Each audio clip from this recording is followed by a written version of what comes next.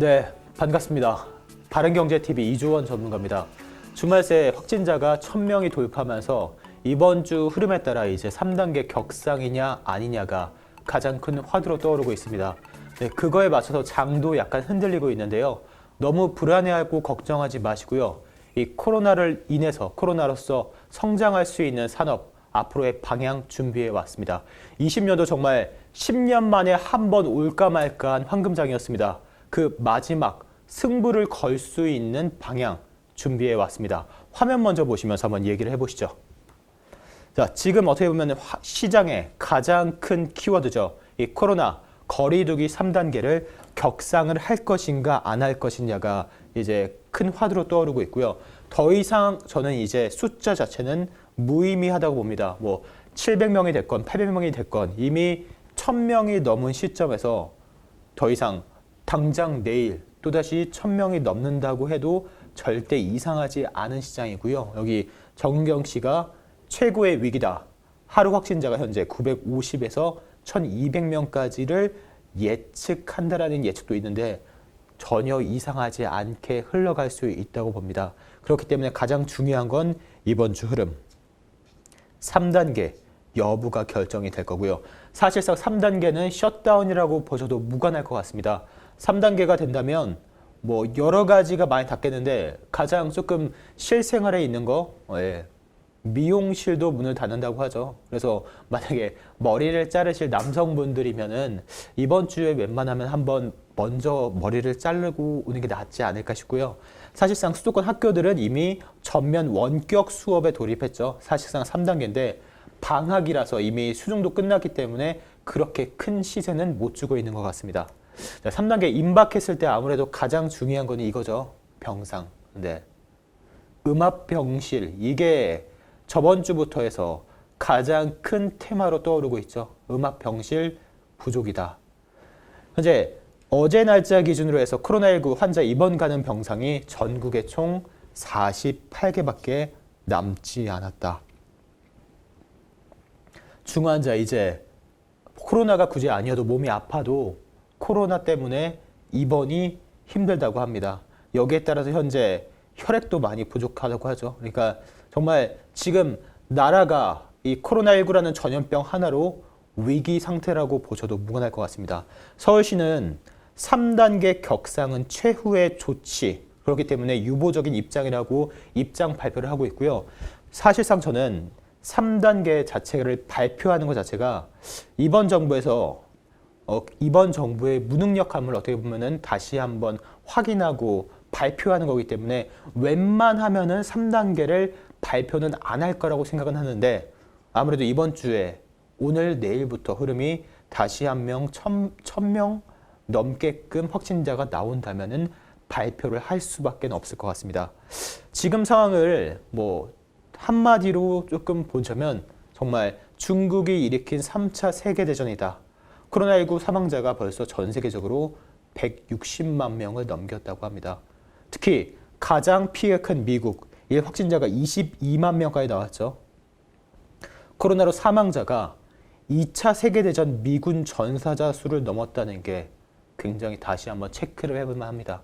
그러니까 우리나라가 그만큼 그나마 방역과 마스크를 잘 쓰고 있기 때문에 잘 지키고 있는 거지 이미 유럽이라든지 남미, 미국, 일본까지 굉장히 피해를 입는 상황이죠.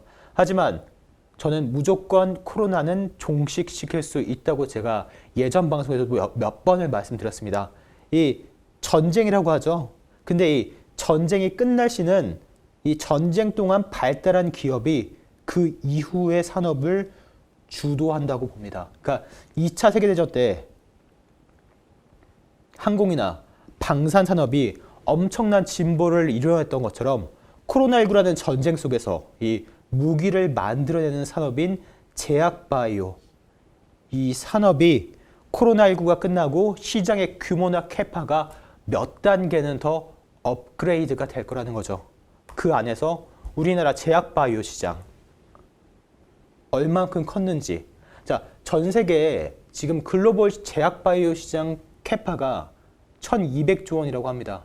근데 여기에 아직 국내 시장은 2%가 채 되지 않습니다. 한 1에서 2%라고 하는데 자, 반도체 같은 경우 어떻게 보면 국내 반도체 기업 매출이 곧 글로벌 시장 규모라고 봤을 때 아직까지도 국내 제약바이오 시장은 시장 규모 캐파가 내수 시장밖에 안 된다. 하지만 시장 자체는 굉장히 작습니다. 글로벌 시장 대비 1, 2%밖에 안 되기 때문에 그래도 GDP 대비 R&D, 연구개발 투자 비용은 세계 1위다. 자, 많은 여러분들이 정부 지원 투자, IT가 1등이 아니냐고 하는데 아니요, IT가 아니고 이 바이오테크, 제약 바이오 투자가 1등입니다. 제일 많이 합니다. 그것도 약 20년 동안. 그 결과가 현재 바이오시밀러 그리고 CMO 많이 설명해드렸죠. 위탁 생산 등 고도화된 생산 기술이 세계 1위입니다. 기술력은 이미 갖춰졌다라고 보시면 될 것 같아요. 오랜 기간 동안 투자한 결실이 이제야 코로나19 이런 위기 상황 속에서 나오고 있다라고 보시면 될 것 같습니다. 자, 올해를 주도했던 기업들 보이시죠? 셀트리온, 종근당부터 시작해서 대웅, 녹십자까지.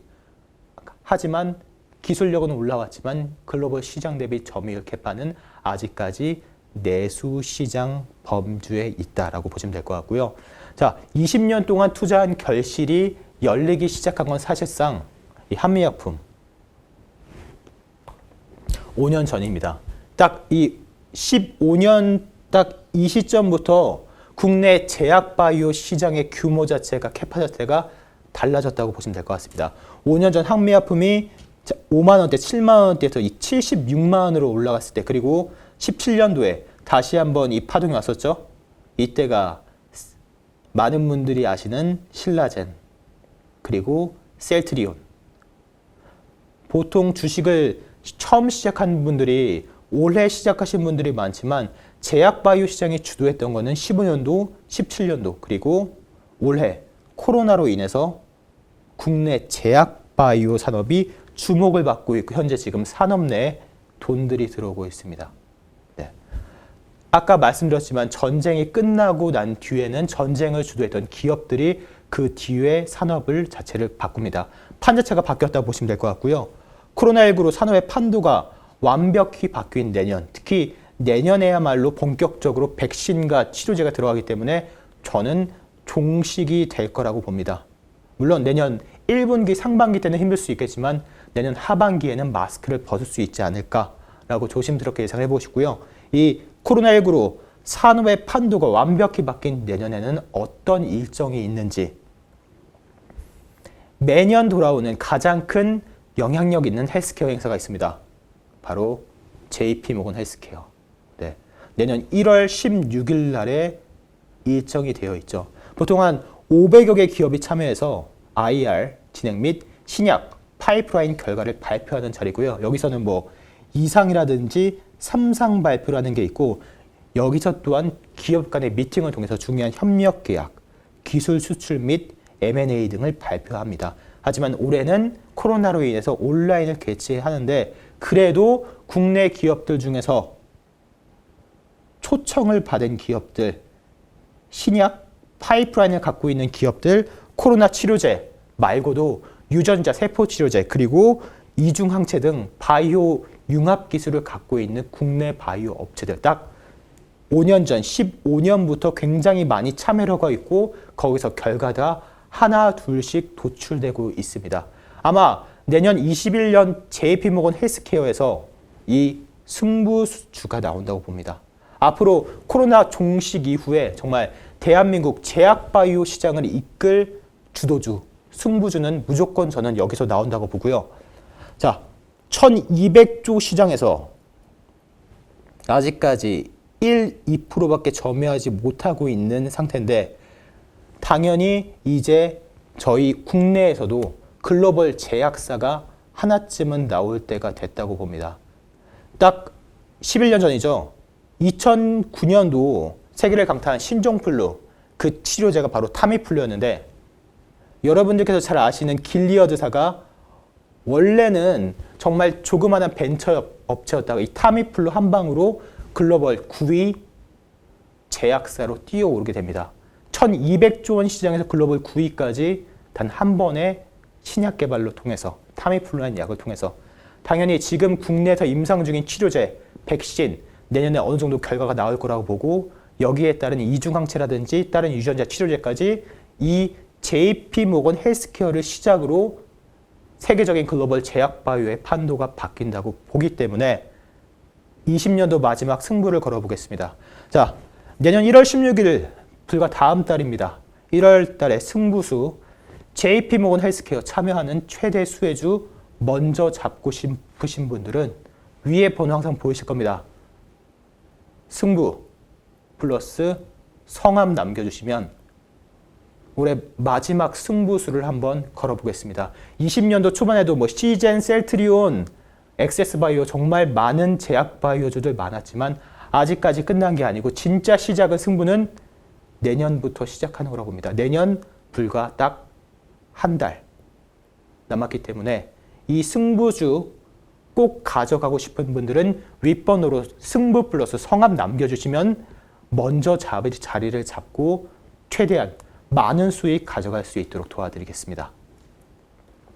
자, 오늘 시간 한번 마무리해 보겠습니다. 포기하지 않으면 실패는 없다.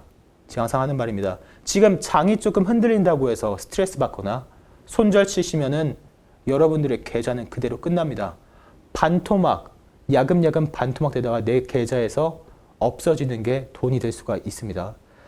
중국인들은 위기를 두 글자로 씁니다. 첫 번째는 위험이고 두 번째는 기회입니다. 제가 항상 하는 말이었죠. 위기 속에 기회가 있다. 20년도 한 해가 정말 코로나 때문에 대한민국 전 국민이 모두가 힘든 해였습니다.